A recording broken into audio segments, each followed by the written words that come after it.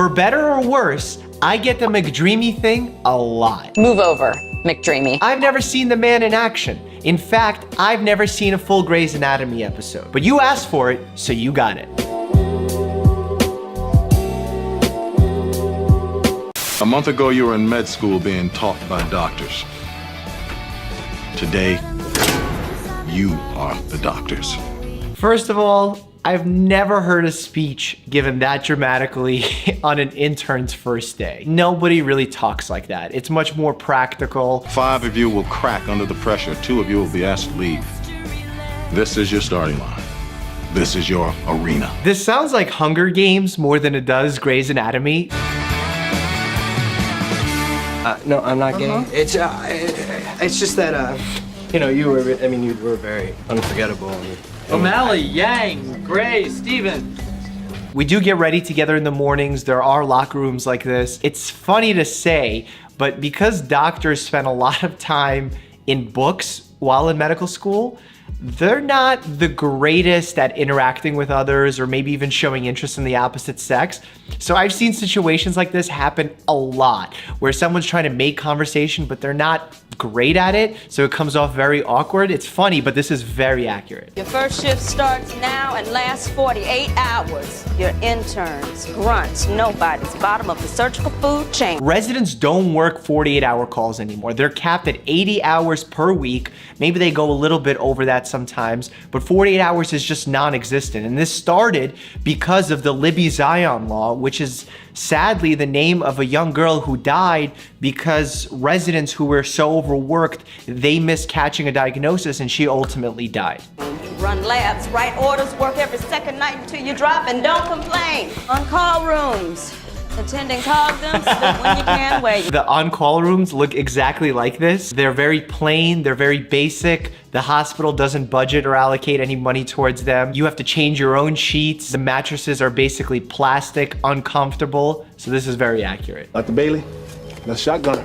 That means every test in the book, CT, CBC, Chem 7, tox screen. I love how simply the attending came in and made that decision. He basically saw maybe the chart, maybe a brief explanation of what happened, why the patient came in, and he already has a shotgun approach to this. This is not how medicine works. That's ineffective. You need to have a presumed diagnosis in place so that the labs and tests you order actually confirm a diagnosis. You can't just throw stuff against the wall, shotgun against the wall, whatever he said, and hope something sticks. The only time that is appropriate is if you have no idea why a young, otherwise healthy patient with an unknown history comes in with some sort of weird presentation. Then you can start ordering a broad range of tests. But they knew she had a seizure history, so why are they doing a CT scan? I need more info. More info, please. Hello?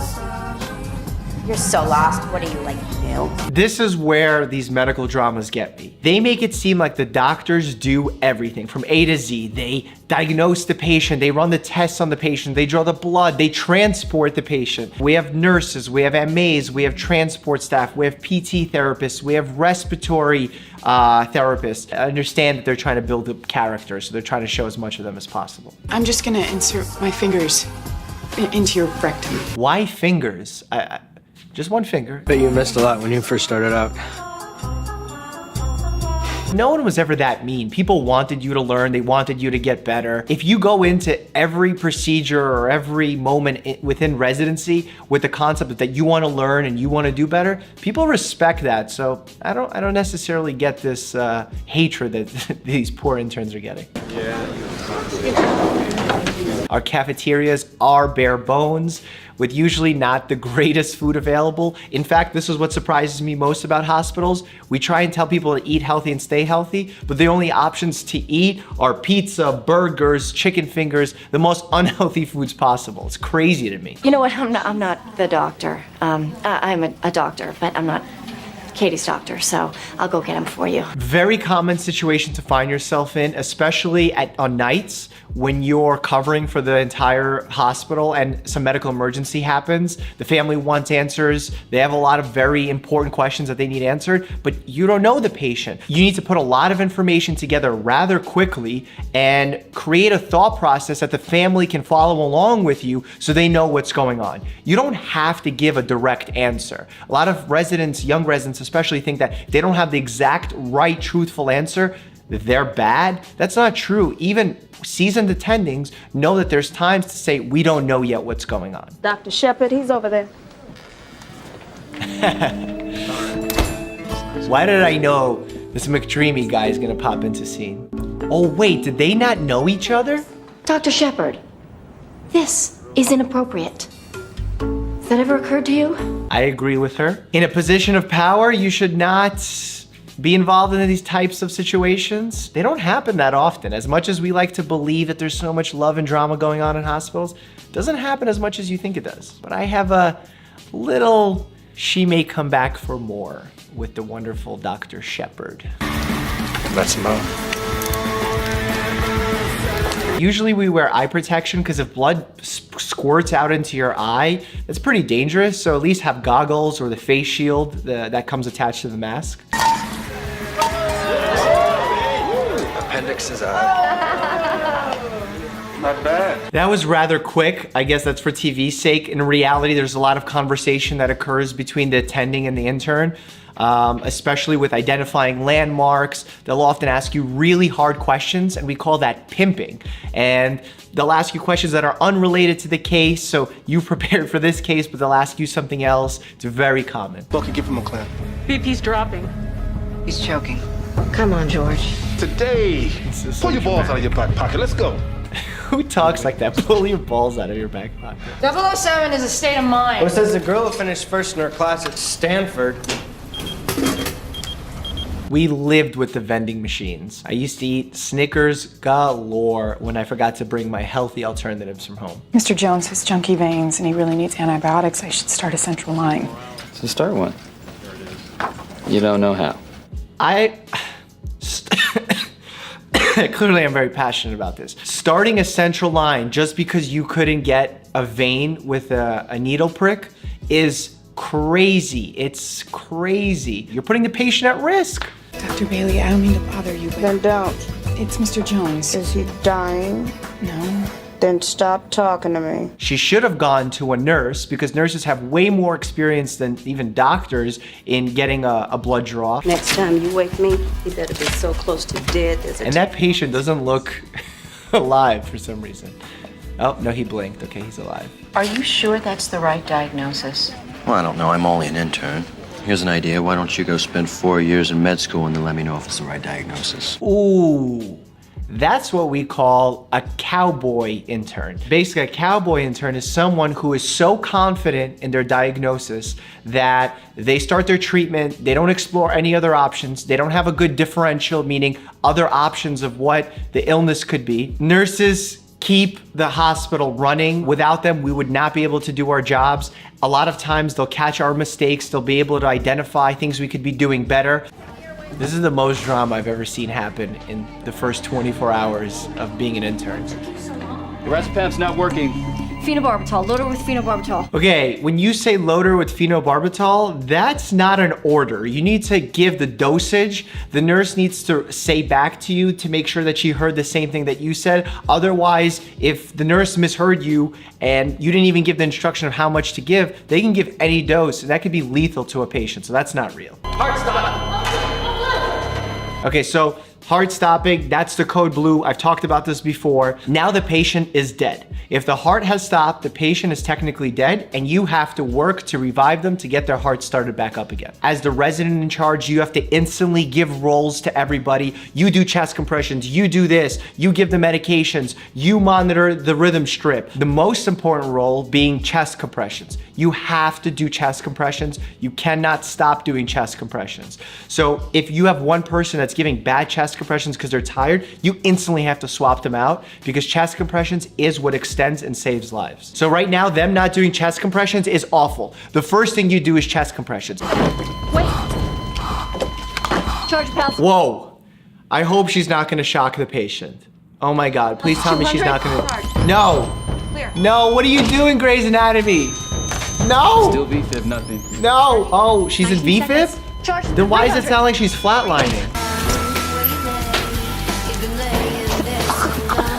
I've never thrown up in a hospital. I've never seen a doctor throw up in the hospital unless they were sick. Yeah, when things go wrong, you get nauseous. That's part of life. I mean, there's difficult moments that happen. There's times where you're gonna be humbled. I mean, every day I walked into the hospital as a resident, I was humbled. There's a reason why we call it practicing medicine, because we're all practicing, we're all learning, we're all adapting, we're all trying to get better. And the human body is a crazy, crazy thing that we still don't have perfect knowledge of. So I feel for her a little bit, you know, just a little bit. A little dramatic, but I feel for her. There's our man. It was a seizure disorder. Now you're saying it isn't? I'm saying that I don't know. What do you Oh, my man McDreamy saying my line. Real doctors are comfortable saying, I don't know. Because in reality, there's a lot we don't know. And when cases get very complex, like this young girl who's otherwise healthy is having seizures and then her heart's stopping, it's a very unusual case. Very, very unusual. I want someone else. A doctor who knows what they're doing. You get me someone else. Someone better than you. These types of conversations do happen. This is real life. People get very, very upset. It takes a lot of patience to deal with these issues. I've seen doctors get mad and snap. What I do is if I feel like I'm getting angry as well, I step away from the situation, let both parties cool down, and then come back and explain calmly what we're working on. Because if you just say we don't know with no follow-up, it seems like you're not doing anything. But if you say we don't know, but here's what we think it might be and here's what we're working towards, that's a much better answer. He'll be fine, right? Tony's gonna sail through. You have nothing to worry about.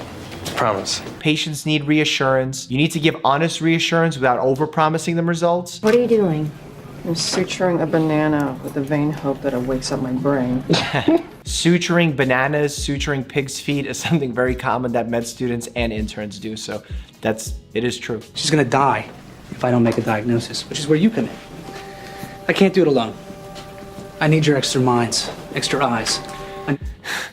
This is very dramatic. Every day we have meetings known as rounds where we sit around a table like this, we present a complicated patient, we give the history, we give the physical, we give the test results, and we all brainstorm ideas of what it could be, how we would approach the case, and it's very good practice even if we already know the outcome, but sometimes we don't know the outcome and we are brainstorming like you said here, but it's not this dramatic. You can't comment, make a face, or react in any way.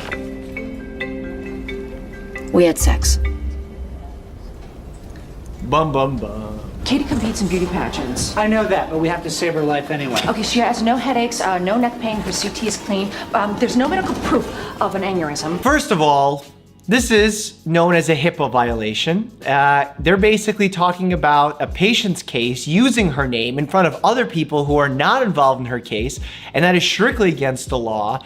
They could get sued for millions of dollars, and rightfully so, because you shouldn't be discussing patient information in elevators. In fact, in most hospitals, you'll see a sign in the elevator that says, please don't discuss patient information. Wow, that was quick. His heart had too much damage to give him off bypass. I had to let him go. It happens rarely, but it does happen. The worst part of the game. Ooh, and he gave that promise to the family saying that he's definitely gonna make it. Tony's heart had a lot of damage. You don't do this type of conversation in an open setting like this. You invite the family into a counseling room, you explain what happened, but you don't do it out in the open like this because this is just gonna end badly. You shouldn't let the fact that we had sex get in the way of you taking your shot. Shouldn't have had sex, period. Dr. Shepard. Name the common causes of post-op fever. The 5 W's, bruh. Can anybody name the common causes of post-op fever? Atelectasis, UTI. Wind, water, wound, walking, wonder drugs. Yeah, she got the 5 W's. How would you diagnose? I hope she says CT scan. Spiral CT, And not like BQ a VT scan, scan or something. provide O2, dose with heparin, and consult for an IVC filter. No! She just gave all of the options that you have in testing somebody for a pulmonary embolism, as well as treatments that you may give to someone with a pulmonary embolism. I'd know you anywhere. You're the spitting image of your mother. Welcome to the game. Welcome to the game. I've never heard a doctor speak like that. Welcome to the game. You never want to sleep on a stretcher as a resident because it's bad luck. It basically says that you're gonna wind up on a stretcher. You have the on-call rooms, you have couches you could knock out on, so sleeping on a stretcher, that's just bad form. I should go do this. You should. The romance is real. I'll see you around. Thought McDreamy would have a little more muscle on him. He kind of is looking a little frail there.